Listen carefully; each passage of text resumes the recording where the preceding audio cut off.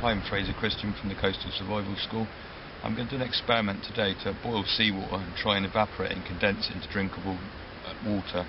To do that I'm going to need a heat source, and for a heat source I'm going to use cardboard, just normal cardboard box. It's just started off like this. I'm going to cut this down into strips and soak it in vegetable oil with a little tiny drop of paraffin in. It's probably about 1 part paraffin, 7 parts vegetable oil. Vegetable oil is obviously free. This is used vegetable oil, and I've been collecting it in a tin here.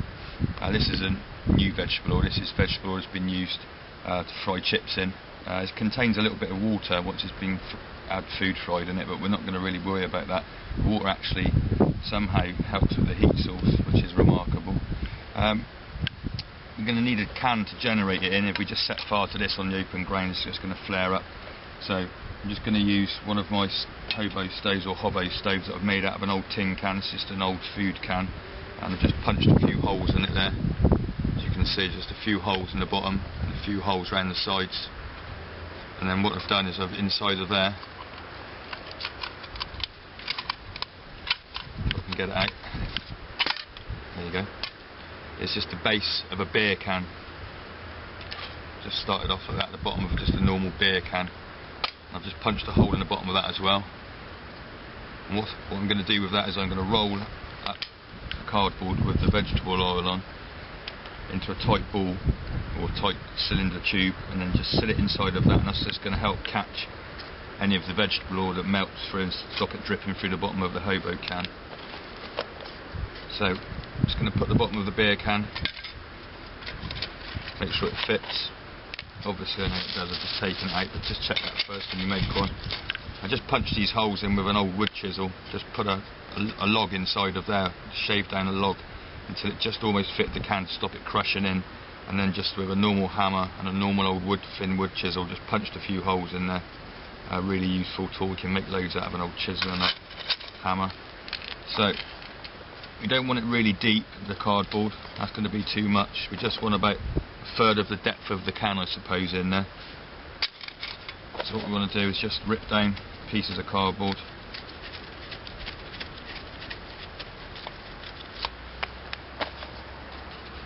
It's hard to know how much you're going to need first of all, so tear yourself off a few strips. This has been partly pre-soaked in vegetable oil, just from one I made earlier. I just caught the drips from one I made earlier so I didn't waste it. But you don't need to pre-soak it. It's a good idea to pre-soak it and leave them to drain before you store them in a bag and take them with you on the trail or wherever you're going to take them. But all we do is just roll the cardboard up as tight as you can. You haven't got to be too worried about it. The good thing about this corrugated cardboard I'm using, you can see it's got loads of holes running through it. It's corrugated, that's what I mean, corrugated I suppose, the corrugation in it. It's got plenty of holes in it, and this seems to allow the vegetable oil mixture to burn up through it really well. Just keep checking until you've got nearly the depth. There's a bit of tape on that, I'm not really going to worry about that. It's going to burn off. And I really just was looking for a cooker to use.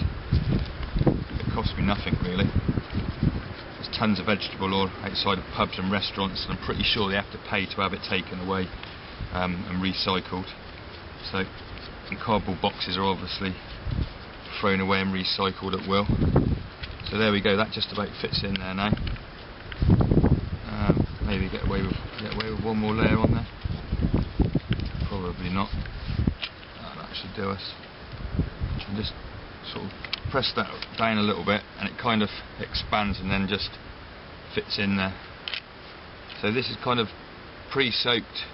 It's nearly 100% soaked through, but what you can do, you've just got some vegetable oil with you in a container. If you don't want to pre-make these and store them in a bag, you can store the vegetable oil in a small container and just take the cardboard with you, or make them in situation, just carry the vegetable oil.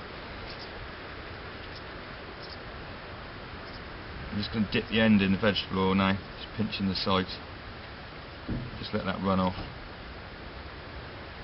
You don't want too much in there, it's just going to flare up everywhere, but just enough. And like I say, if you make these and pre-soak them, all you need to do with these is just dip the sheets of cardboard in there, and then again what I do is when I make them, I just put them on another cardboard box like that. It's just another food box. I had peaches in from Italy. I just leave those in there and just let that drain off, and then anything that drains off soaks into this other cardboard anyway, and hopefully you haven't got to put much more on it. And if you let them drain off, actually they're kind of almost dry to the touch, and you can roll these up, pre-make these. You could tie them up with a little bit of string if you wanted to stop them coming apart, I suppose, and then store them in a, a tube or a bag, and you could take maybe 3 or 4 of these, or at least 2 of these inside of your can. I burnt one of these in a test earlier, and it burned continuously with a good flame for over half an hour, so that's hopefully going to be plenty of enough time for us to boil water or to cook a small pan of food. So just pop that straight in there now and push that down. Now we just need to light it. These are great things for lighting stoves with these gas matches, but just a match could be laid on top of there. I'm at home in my backyard full of junk, as you can see, so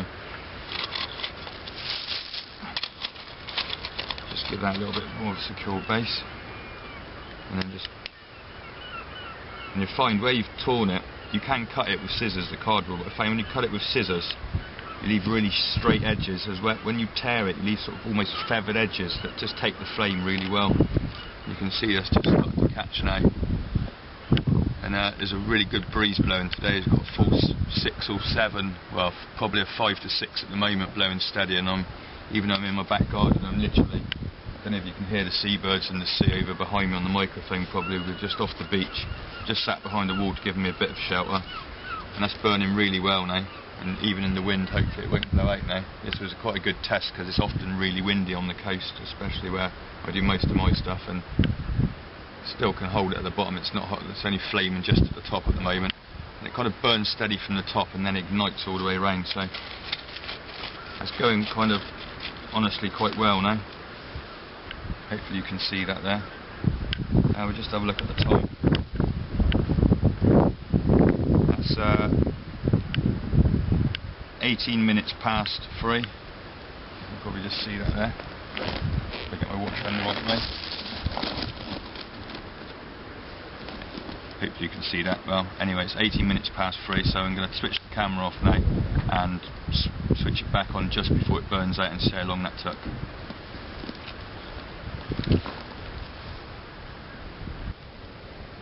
There you go, there's a close-up of it burning now. It's been burning for 5 minutes. Burning a nice steady flame, similar to the sort of amount of heat you're going to get off a small methylated spirits burner. Probably not as much because the flame's not blue, but hey, it's free. Right, back to the stove. It's just gone out. Time is 12 minutes to 4 o'clock. There you go. So that's just under half an hour that time. And his flame's just gone out.